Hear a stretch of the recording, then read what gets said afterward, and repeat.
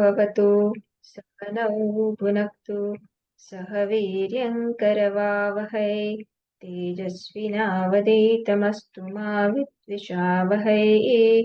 ॐ शान्तिः शान्तिः शान्तिः। हरिः ॐ श्रीगुरुभ्यो नमः। हरिः ॐ। તો ચંદ્રગ્રહણ છે જ આજે. આમ તો 5 વાગે પછી જ કાઇન્ડ ઓફ આપણે જાપ કે જે પણ કરતા હોઈએ એ કરવા જોઈએ. તો એ રીતના આપણે આનો પાઠ પણ કરી લઈએ એકવાર. અને છેલ્લા 4 મંત્ર જે મેં કર્યા હતા એના ઉપર પાછું એકવાર નજર કરી લઈએ અને પછી બીજા અનુવાકમાં એન્ટર થઈએ. એવું કરીએ આજે. બરાબર. પુષ્ટિજી એ અવાજ કઈ ક્રેક થાય છે. હવે મને જેવો મારા યુનિટમાં છે કે તમારા બધાને યુનિટ જેવો ક્રેક સંભળાય છે. ઓકે, તમારો અવાજ ક્રેક થાય છે તમે બોલો છો ત્યારે. પણ હવે મારો અવાજ ક્રેક થાય છે હવે? પુષ્ટિજી તમારો અવાજ બરોબર જ છે. Okay fine. હા ફાઇન. મારો પહેલા પણ બરાબર કદાચ હતો? મારે તમારો ક્લિયર જ હતો. હા મુકેશભાઈ ને જરા તો પછી હું હેડફોન પાછા લગાવી દઉં. ને તમારો બરોબર હતો. સારું. મુકેશભાઈ નો હમણાં કટ થયો જરા. મુકેશભાઈ નો કટ થયો પણ મને એમ કે મારો હા કટ થાય ને તો મને કહેજો. ઓકે. હા હા મારો અવાજ આવે છે ને? હા આવે છે.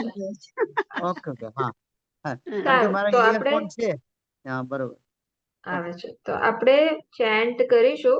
હું કરીશ, તમે લોકો મ્યુટ રાખીને ચેન્ટ કરજો સાથે, એટલે તમારે પણ એ રીતના પાઠ થાય. ઓકે. ઓમ સહસ્રશીર્ષા પુરુષઃ સહસ્રાક્ષ સહસ્રપાત स भूमिं विश्वतो भूत्वा अत्यतिष्ठत् पुरुष एवेदगुं सर्वं यद्भूतं यच्च भव्यम् उतामृतत्वस्येषानः यदन्येनातिरोहति एतावानस्य महिमा अतो ज्यायागुश्च पूरुषः पादोऽस्य विश्वाभूतानि त्रिपादस्यामृतं दिवि त्रिपादूर्ध्व उदयेत् पुरुषः पादोऽस्येहाभवात् पुनः ततो विश्वं व्यक्रामत् शासनानशने अभि तस्मात् विराडजायत विराजो अधिपूरुषः स जातोऽत्यरिच्यत पश्चात् भूमिमथो पुरः यत्पुरुषेण अविशा देवा यज्ञमतन्वत सन्तोऽस्यासीदाज्यम् ग्रीष्म इत्मशरद्धविः सप्तास्यासन् परिधयः 3 समिधः कृताः देवा यज्ञं तन्वानाः अबध्नन् पुरुषं पशुं तं यज्ञं बर्हिषि प्रोक्षन् पुरुषं जातमग्रतः तेन देवा अयजन्त साध्या ऋषयः क्षये तस्मात् यज्ञात् सर्वहुतः संवृतं पृषदाज्यं पशुगुस्तागुश्चक्रे वायव्यान् आरण्यान् ग्राम्याश्रये तस्मात् यज्ञात् सर्वहुतः ऋचः सामानि जज्ञिरे छन्दांसि जज्ञिरे तस्मात् यजुस्तस्मादजायत तस्मादश्वा अजायन्त एकेचोभयादतः गावो हजज्ञिरे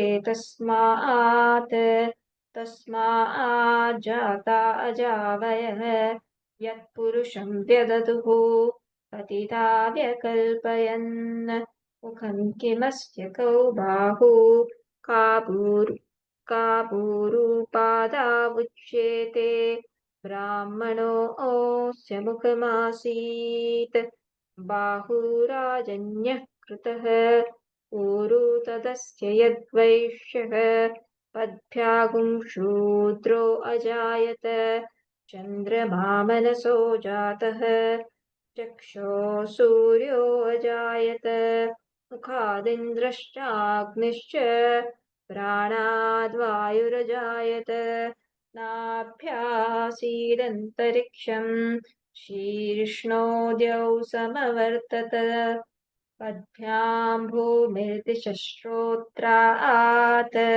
तथा लोकागुम् अकल्पयन् वेदाहमेतं पुरुषं महान्तम् आदित्यवर्णं तमसस्तु पारे सर्वाणि रूपाणि विचित्य धीरः नामानि कृत्वा विवदन यदास्ते धाता पुरस्ताद्यमुदा जहार शक्रः प्रविद्वान् प्रदिशश्च तस्रः तमेवं विद्वान् अमृत इह भवति नान्यः पन्था अयनाय विद्यते यज्ञेन यज्ञमयजन्त देवाः तानि धर्माणि प्रथमान्यासन् ते अनाकं महिमानः सचन्ते यत्र पूर्वे साध्या सन्ति देवाः ॐ नमो नारायणाय अद्भ्यः सम्भूतं पृथिव्यैरसाच्च विश्वकर्मणः समवर्तताधि तस्य त्वष्टा विदधद्रूपमेति तत्पुरुषस्य विश्वमाजानमग्रे वेदाहमेतं पुरुषं महान्तम् आदित्यवर्णं तमसः परस्तात् तमेवं विद्वान् अमृत इह भवति नान्यः पन्था विद्यते यनाय प्रजापतिश्चरति गर्भे अन्तः अजायमानो बहुधा विजायते तस्य धीरा परिजानन्ति योनिम् मरीचीनां पदमिच्छन्ति वेदसः यो देवेभ्य आतपति यो देवानां पुरोहितः पूर्वो यो देवेभ्यो जातः नमो रुचाय ब्राह्मये रुचं ब्राह्मं जनयन्तः देवा अग्रे तदब्रुवन् यस्त्वैवं ब्राह्मणो विद्यात् तस्य देवा असन्वशे स्त्रीश्च ते लक्ष्मीश्च पत्न्यौ होरात्रे पार्श्वे नक्षत्राणि रूपम् अश्विनौ व्यात्तम् इष्टं मनिषाण अमुं मनिषाण सर्वं मनिषाण ॐ शान्ति शान्ति शान्तिः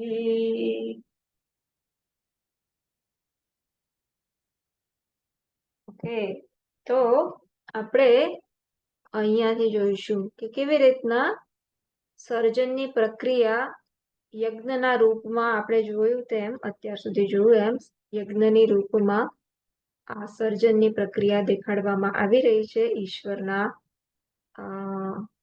સંકલ્પથી અથવા તો દેવોના સંકલ્પથી આ બધું થઈ રહ્યું છે આ દેવતાઓ સંકલ્પ કરીને આ યજ્ઞ કરી રહ્યા છે કયા દેવતાઓ આપણે બે અર્થ કીધા કાં તો સિદ્ધો જે હંમેશા વર્તમાન હોય છે અથવા તો બધા જીવોની સાત્વિક વાસનાઓ એ દેવતાઓ એ સાત્વિક વાસના રૂપી દેવતાઓએ આ યજન કર્યું અને કેવી રીતના યજન કર્યું તો આ વિરાટ પુરુષ ને હોમીને જાણે કે આ યજન કર્યું મનના લેવલે સંકલ્પથી આ યજન થયું તો કેવી રીતના આ યજ્ઞોની સામગ્રી પહેલા જાણે કે ઉત્પન્ન થઈ અને ધીરે ધીરે હવે આ યજ્ઞ કર્યો તો શું શું ઉત્પન્ન થવા લાગ્યું તો એની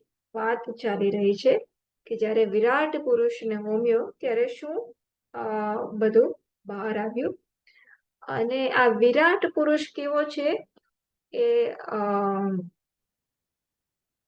એના પહેલાથી ચાલુ કર્યું ને. હા, તો પહેલા તો પશુઓ, પહેલા તો શું બહાર આવ્યું, હું ક્વિકલી જોઈ લઈશ એને. ક્યાં ગયું? વૃષદાજ્યમ. પહેલા આ ઘી, દહીં અને ઘી એ સૃષ્ટિ સર્જનના રૂપે બહાર આવ્યા, અને એની સાથે આ પશુ ગુસ્તાગુષ ચક્રે વાયવ્યાન, જે આપણે કહીએ છીએ વાઇલ્ડ એન્ડ ડોમેસ્ટિક એનિમલ્સ, એનું સર્જન થયું.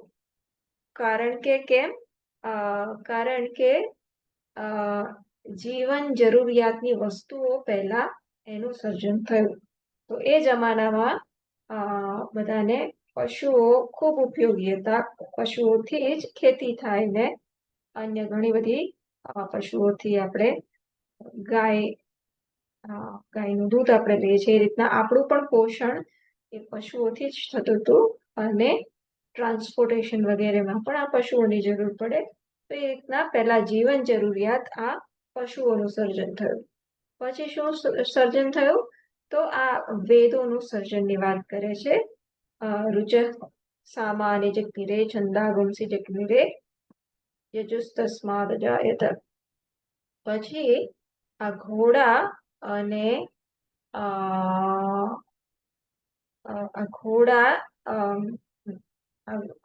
ઘોડાની ઉત્પત્તિ થઈ. ઘોડો કેમ કીધું? તો સ્વામીજીએ સમજાયું કે એ જમાનામાં ઘોડા બહુ ઇમ્પોર્ટન્ટ હતા, કારણ કે યજ્ઞ અને આ બધા યજ્ઞ કરવામાં પણ આ ઘોડાની બલિ અપાતી હતી. અને અથવા તો અશ્વમેઘ યજ્ઞ જેવો હોય, અથવા તો ઇવન રાજ્યોમાં આપણે કોઈ પણ ટ્રાન્સપોર્ટેશનમાં પણ, અને જીવન વ્યવહાર કશું સૈનિકોએ ઘોડાના ઉપયોગથી રાજ્યનું રક્ષણ કરવું હોય, તે પ્રકારે પણ ઘોડાનું મહત્વ હતું. આ રીતના શું કહેવાય, શ્રુતિ ઘોડાનું સર્જન પહેલા થયું એ પ્રકારે રજૂઆત કરે છે. યે કે ચો ભયાદતઃ, પછી બે દાંત કે દાઢ વાળા, બે વિથ 2 rows of teeth, એ પ્રકારના એનિમલ્સ બધા એનું સર્જન થયું. ગાવો જગ્નિરે તસ્માત, પછી ગાય અને અજાવય, ઘેટા અને બકરા વગેરે. પોઈન્ટ ઇઝ કે જે જીવન જરૂરિયાત વસ્તુ હોય એ પહેલા આવી, અને પછી યત પુરુષમ વ્યદધુઃ કતિધા વ્યકલ્પયન મુખમ કૌ બાહુ કા ગુરુ પાદા ઉચ્યતે. પછી પ્રશ્ન કરવામાં આવે છે કે આ વિરાટ પુરુષ જેને હોમવામાં આવ્યો એનું મુખ કેવું હતું, એના હાથ કોણ હતા, વગેરે વગેરે. અને ઉત્તર આપ્યો કે બ્રાહ્મણ આનું મુખ હતું, અથવા તો બીજી રીતના આ વિરાટ પુરુષના મુખમાંથી બ્રાહ્મણો ઉત્પન્ન થયા. એના બાહુમાંથી ક્ષત્રિય ઉત્પન્ન થયા, ગુરુમાંથી વૈશ્ય, અને ચરણમાંથી પદભ્યામ શૂદ્રો એમનો જન્મ થયો. પોઈન્ટ ઇઝ કે આ બધાનો જન્મ આ પુરુષમાંથી જ થયો. અથવા તો ધ પોઈન્ટ ઇઝ કે આ બ્રાહ્મણો આના મુખ છે, આ ક્ષત્રિય એના બાહુ છે, શૂદ્ર એના ચરણ છે. તો આ બધા કોઈ અલગ અલગ કાસ્ટ નથી, પણ આ એક જ પુરુષના અંગ છે. એટલે કેવી રીતના આજે આપણા મનમાં આ બ્રાહ્મણ છે, આ ક્ષત્રિય છે, તો એ અન્યતાનો ભાવ છોડી અને ઐક્યનો ભાવમાં આપણે આવી શકીએ, એના માટે આ પ્રકારનું વર્ણન છે કે એક જ પુરુષના આ અંગ છે. એટલે અનેકતામાંથી તમારું મન ખસેડીને એકતામાં સ્થાપવાનો પ્રયાસ કરો, એક જુઓ. જેમ મારા શરીરમાં પણ આ માથું છે અને આ હાથ છે, આ ચરણ છે, તો ભલે માથું દુખે છે તો માથું દુખે છે એમ કહું, પણ અન્યતાનો ભાવ નથી.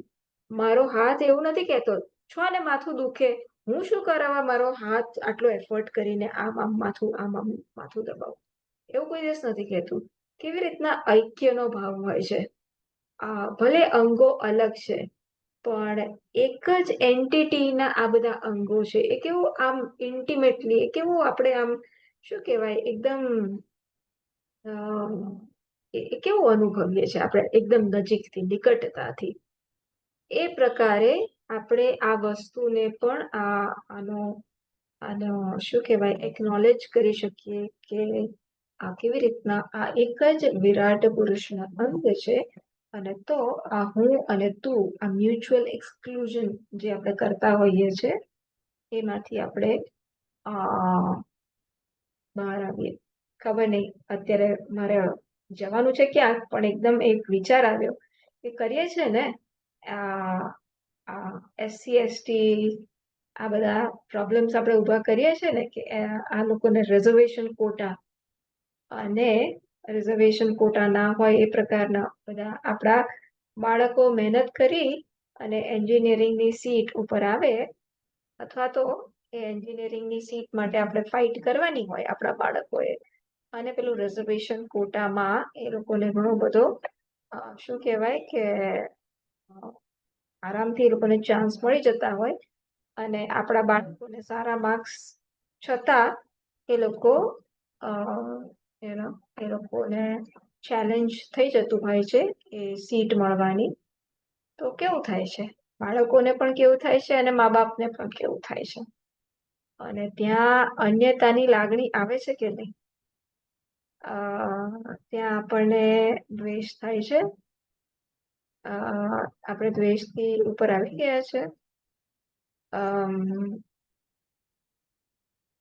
સો ઓનગોઈંગ પ્રોબ્લેમ એક સ્તરે છે, પણ આપણો દ્વેષથી આપણે બહાર આવ્યા.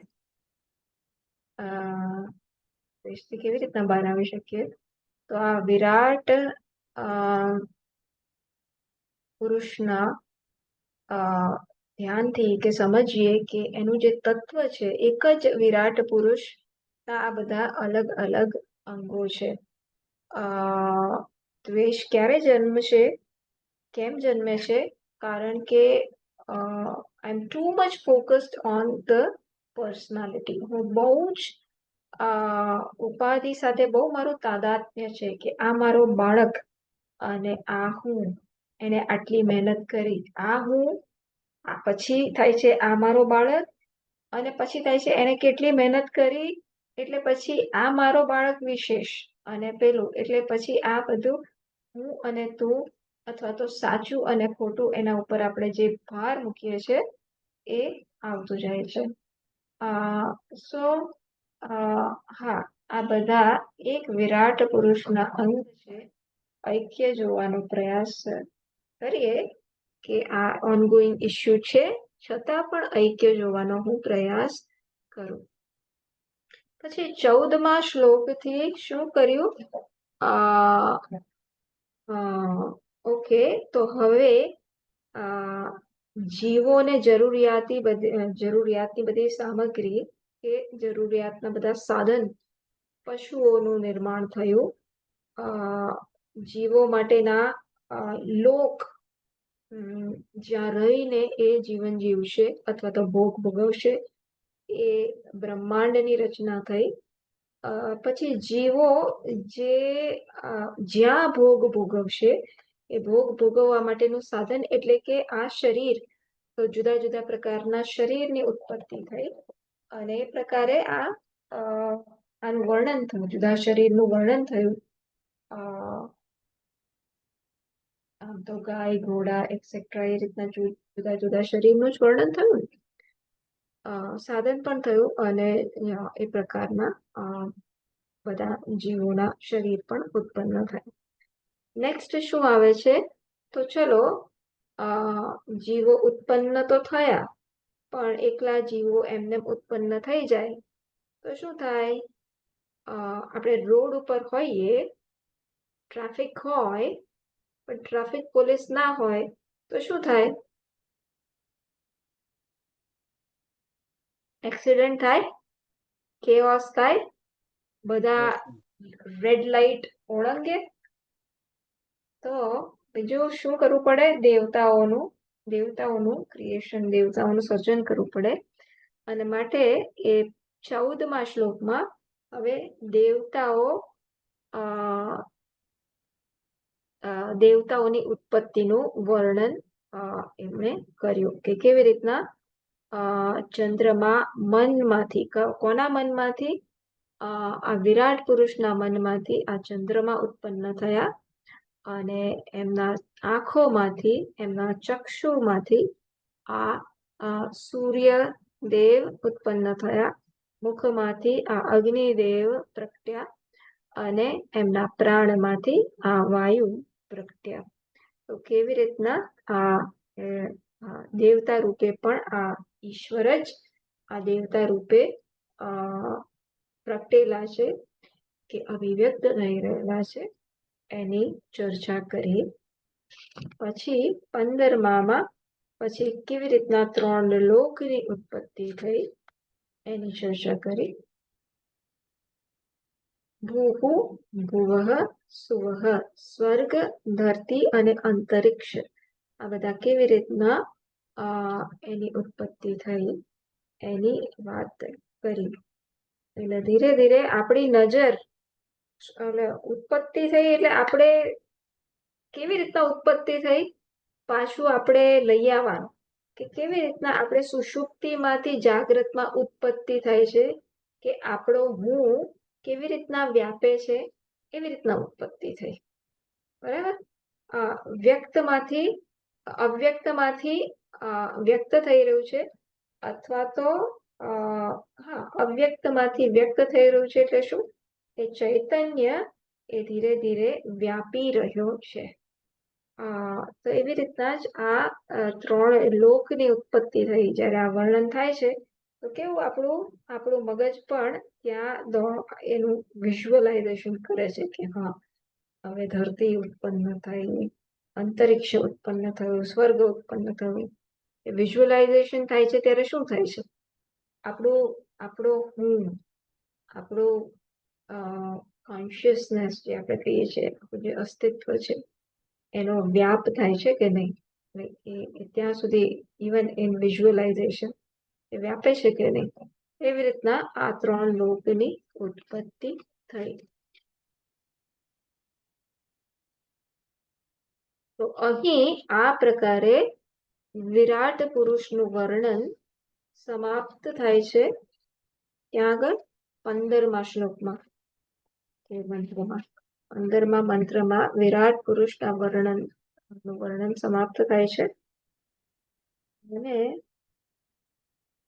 16મા શ્લોકમાં કે મંત્રમાં આ વ્યષ્ટિ અને સમષ્ટિના ઐક્યનું વર્ણન એતમ પુરુષમ મહાંતમ. વેદ એટલે જાણવું, જાણું છું. અહમ પુરુષમ ક્યાં ગઈ?